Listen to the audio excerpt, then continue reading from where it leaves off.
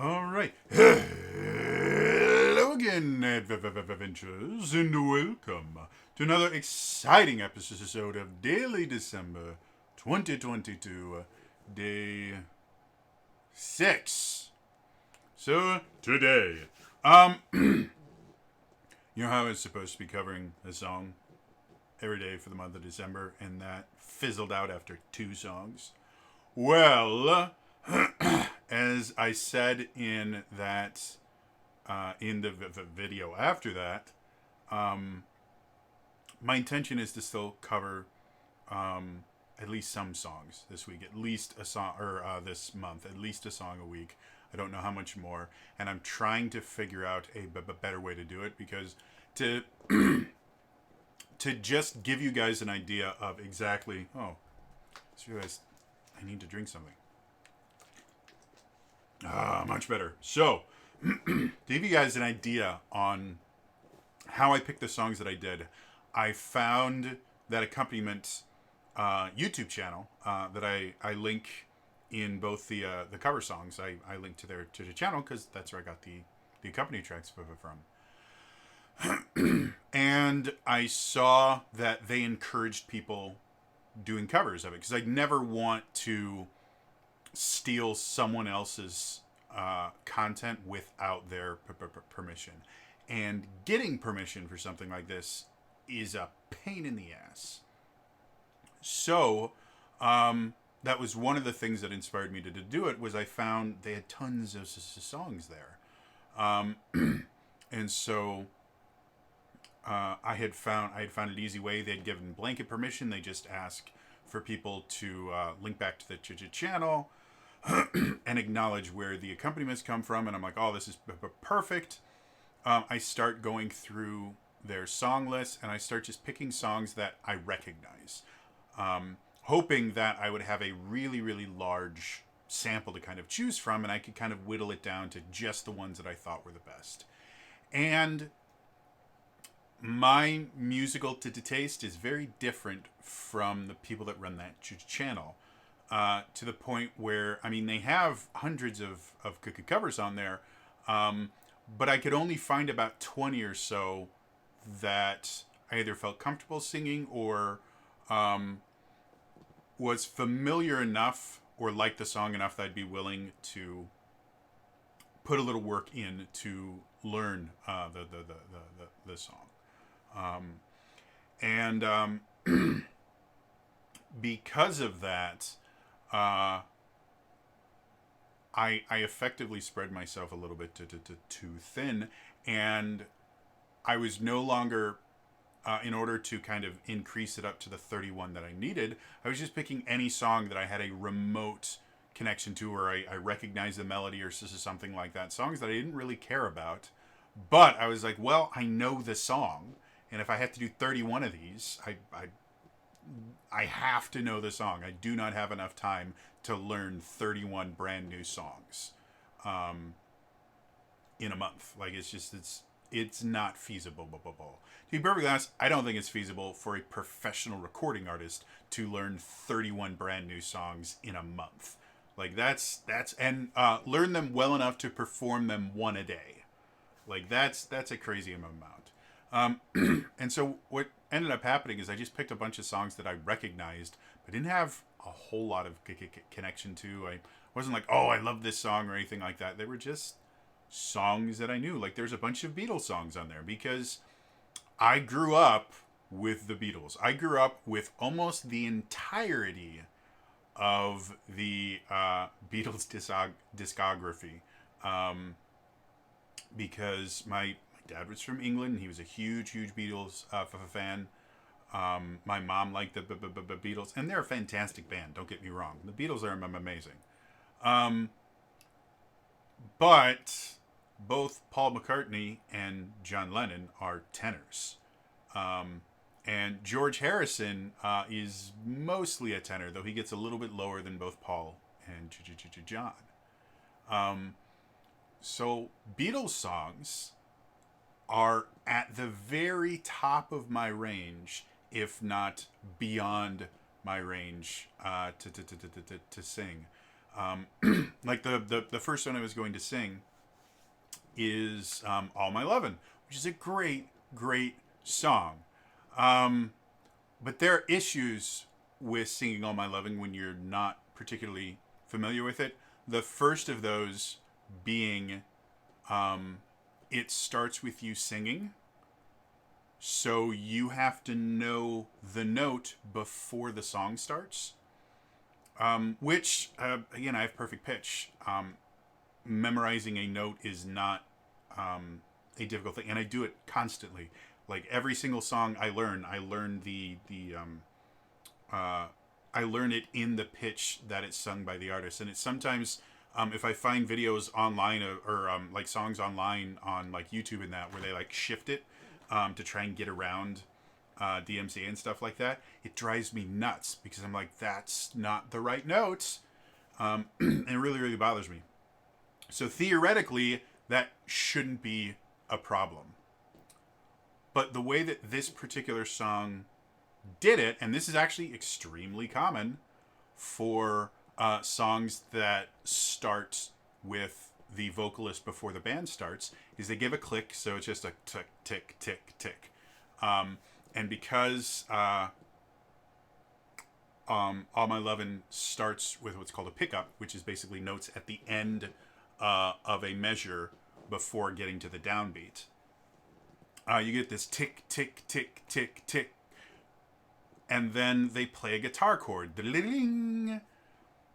Unfortunately, it is an entire guitar chord, and the music is not particularly loud, and I have it in my headphones, and I have one of my headphones slightly off so I can still hear my own voice, and I don't have to worry, or I don't have to rely on kind of the internal sound so I can stay in tune. And I'm not hearing all the notes in the chord. I'm really only hearing the top note. And the top note is not the note that you start on. And so I would sit there and I go talk, talk, talk, talk, talk, talk, talk, talk, talk, ding, and I go close your eyes and I'll kiss you tomorrow. And I would have to sing through the entire song and go back and just remember the key from singing it because for whatever reason the key didn't feel right either. I don't know if they changed keys or not. I think it's in the right key, but it was always close your eyes and I'll kiss you tomorrow. I'll miss you. If you didn't know, that is really high for a bass.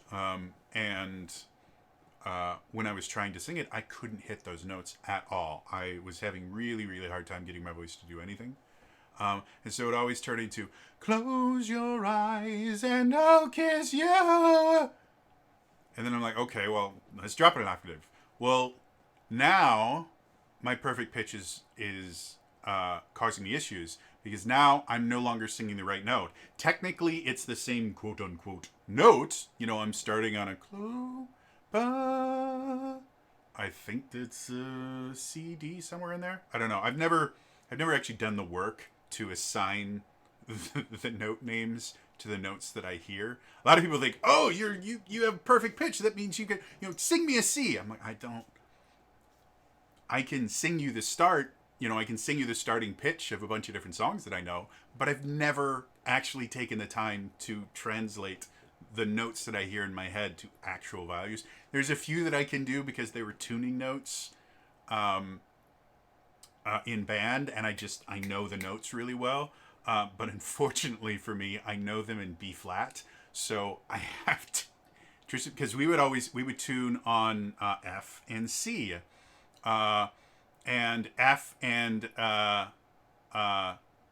C, or maybe it was G and C. Yeah, I think it was G and C. Yeah, it was G and C because the actual tonic of it. So it was G and C. With the actual notes, because the tenor sax is B flat, G is an F and C is a B flat. So I go G,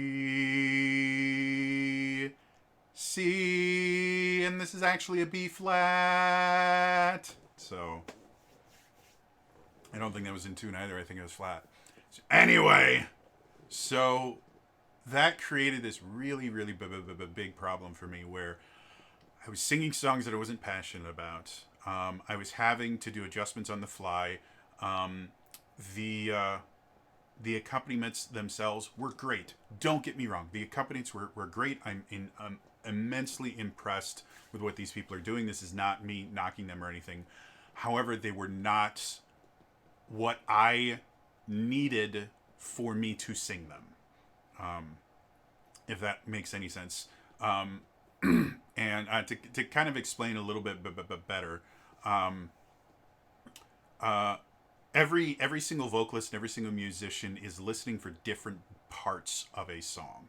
Um, and I myself have noticed that, especially now that now that remasters are becoming a really really big thing, one of the things that I notice is the things that I notice in like the Secret of Mana remake is a perfect example. They remade the soundtrack, and the melodies and the harmonies that I listened for in the original soundtrack, they didn't use in the remake. It was still the same song, but they removed some of the harmonies or they rebalanced them, and so they were more difficult to hear. And so, because of that, the remastered soundtrack sounds nothing like the original to me, and I actually have a hard time making a connection between the two because they're missing out on the pieces that I listened for, and a lot of that has to do with the fact that I played low brass and I sang baritone and bass, and so when I listen to a song, I tend to pick up the parts that most people don't because those are the parts that I sang. I played second tenor in jazz band, and the second tenor actually plays a lot of similar notes to what a baritone plays. And a baritone, when you are kind of putting parts together, your low voices, your bass is always going to be your tonic note. So if you're doing just a standard major chord, ba da ba ba, you generally, if you're having 4-part harmony, you're going to have those 4 parts in there somewhere. Now, sometimes there's going to be changes. You might diminish the chord or something like that, or maybe you'll make it a flat 7 instead of a perfect triad or anything like that. So you may not have that top note be the tonic just an octave above, but it's very, very common. So what happens is your lowest singers, your basses, will sing the tonic.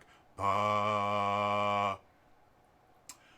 Your second tenors or altos, depending on what you have, are generally going to sing the third. The third is the note that is going to tell you whether it is a major or a minor chord.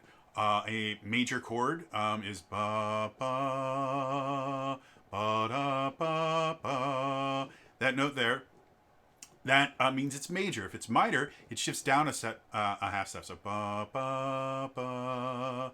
That makes it a minor chord. So the third is really really important, and everyone hears the third because that's what changes to make it major or minor. And so you generally tend to give that to solid voices. The altos tend to be really, really good at that because they don't sing quite as high as sopranos, but their voices carry really, really, really well, but not so much so that they're going to blast out the sopranos. The high tonic note you will give to the first tenors or the sopranos because most people will consider whatever the highest note in the chord is the melody. A lot of times there are other things, like if you listen to something like Simon and Garfunkel, their harmonies that they do most of the time, the high harmonies are exactly that. They are high harmonies, and the melody is actually the lower voice, but it's still a very high thing because Paul Simon is a tenor. Well, Paul Simon is a genius, but he sings tenor a lot.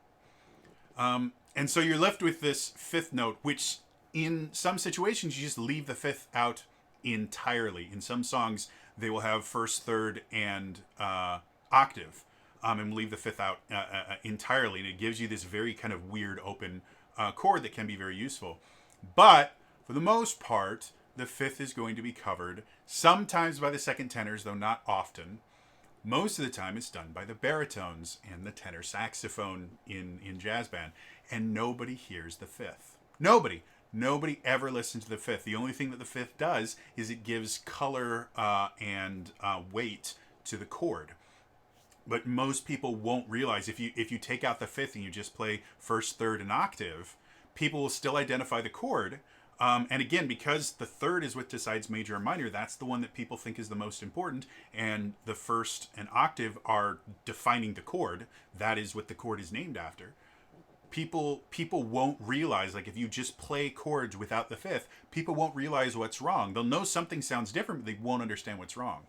So because of that, I actively listen for fifths and weird harmonies and things like that that are not put to the forefront, because I had to do that when I was learning music and choir and the things like that. So, the accompaniment tracks just weren't working for me, not because they weren't good. They weren't giving me what I need in order to sing it correctly. Which can happen. You know, I've never spoken with these people before. I don't know any of them by name. I don't even know if there's more than one, to be perfectly honest. But it wasn't working for me, and I was starting to get very, very frustrated. I was losing my voice, as you guys saw. Like, again, just a little while ago, I couldn't sing that "Close your eyes and I'll kiss you. Tomorrow I'll miss you." I couldn't sing that before. So, now that I've rambled for 16 minutes, my new goal is I'm only going to sing songs that I have strong opinions and feelings for, and that I can really get connected with. Both the songs that I covered, like Torn, I really, really like that song, but my favorite part of that song is the harmonies. And without getting into multi-tracking and things like that and making this significantly more difficult than it already is, I can't harmonize with myself. And that's my favorite thing about the song Torn, is the harmonies. I actually went and I learned and actually developed some of my own harmonies for it, just because of how much I thought they were interesting and very, very unique harmonies. So yeah, I don't have a really strong connection to Torn. The same is true about, what was the other one that I can't even remember the songs that I covered anymore. That's how connected I was with them. Don't Know Why. Don't Know Why. Again, I have a really, really strong connection to that song as well. When I was in high school, I took a music technology course, and one of the lessons we had to do is we had to take a song and we had to rearrange it for something else. He gave us the sheet music for it, and we just had to arrange it for a different type of group. And I think I made a string quartet version of Don't Know Why. And it's really fun, but it's a really, really pretty song that, again, my favorite part of Don't Know Why is the chord structure and everything in it is really, really interesting and really, really fun. And that accompaniment wasn't giving me that. Again, not bad accompaniment, but it was not a full accompaniment. It was just a guitar, if I'm remembering correctly, and it just wasn't giving me what I needed for it. So now that I've talked about all that,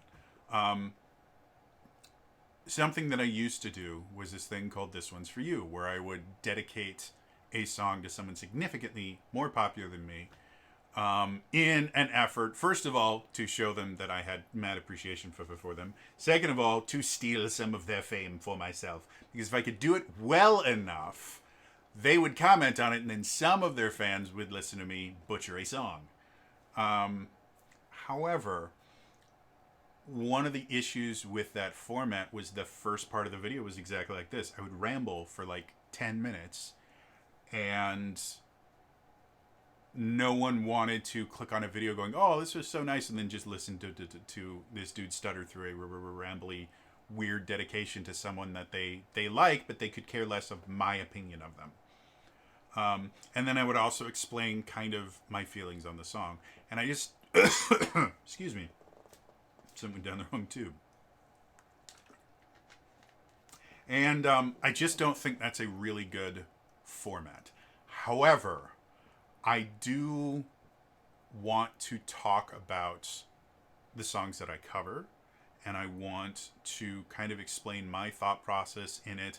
I want to explain the reasons that I really enjoy it, some of the kind of imagery and things that I associate with this as a song. So that is what I'm going to be doing when I cover a song this month. is basically I will have one day where I talk about the song itself, and the next day I will actually put up just the cover. So if anybody could care less about why I covered this damn song, they can they can just listen to me butcher a song, which is perfectly fine. And then for anyone that actually wants, and this, it may be that people listen to the song first and then they go back to a previous video to figure out kind of why I sing it the way I did, what choices that I made in there, and things like that. Like they'll go back is kind of what I'm suspecting. And I thought about kind of releasing them in that order, but I like talking about a song before I sing it. So that is what I'm going to do. And I have chosen my next song that I'm going to cover. Because this is a 20-minute long video already, I'm not going to go through all my description and everything of it. That will be tomorrow's video. And the day after that will be the cover. So now you guys know the future. Whoa, amazing. But yeah, I'm gonna try out this format and see if I like it. And if it's a format that's fun, then maybe I'll do it. Maybe I'll find a better way to merge the two things, because I think it is important to kind of talk about my feelings for the song and everything like that. For me as a creator and as a musician and as a performer, it's important for me to talk about my connection to the music. It's what gets me excited about it, and it's what gives me the kind of drive to rehearse and keep my voice healthy and everything like that. So that being said, I'm not going to leave you guys completely wondering. The next song I'm going to cover is Hey There Delilah by the Plain White T's. I believe I've sung this song on this channel before, but I found a really great accompaniment track by a completely different person I don't know, that again encourages covers, just asks for a link. So on that video I'll be tagging the channel, and I'll be putting a link to the channel, because they have tons and tons and tons of accompaniment tracks that are phenomenal, and I think they're really, really good. And yeah, like I said, I'm not going to go into my feelings on the song in this video, but tune in to tomorrow to listen to me gush about an early 2000s love song. So anyway, that's going to be all for me today, and I will see you guys tomorrow. All right? Bye-bye.